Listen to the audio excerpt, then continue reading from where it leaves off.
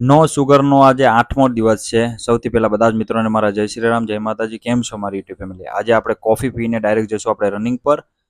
Running કરવાના છીએ આજે આપણે રોડ ઉપર, કેમ કે રોડ ઉપર રનિંગ કરશું। ગ્રાઉન્ડ હતું આજે બંધ, તો રોડ ઉપર રનિંગ કરીને આપણે હર હર મહાદેવ બોલીને રોડ ઉપર રનિંગ ચાલુ કરી દીધી છે। આજે આપણે લોંગ રનિંગ કરી છે।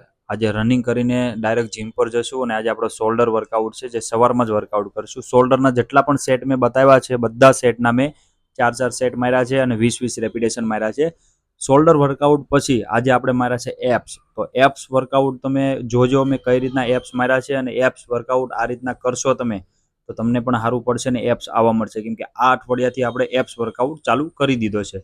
તો વિડીયો સંપૂર્ણ જોજો અને ગુજરાતીમાં વિડીયો જોવા માટે ચેનલને સબસ્ક્રાઇબ જરૂર કરજો, ફોલો પણ કરી દેજો।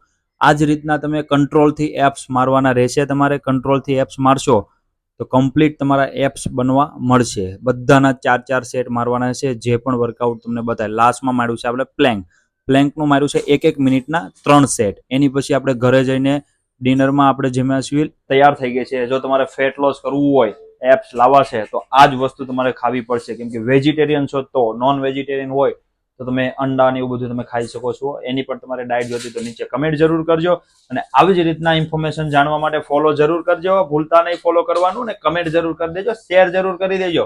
હવે મળશું આના પછીના વિડીયોમાં, ત્યાં સુધી બધા જ મિત્રોને મારા જય શ્રી રામ।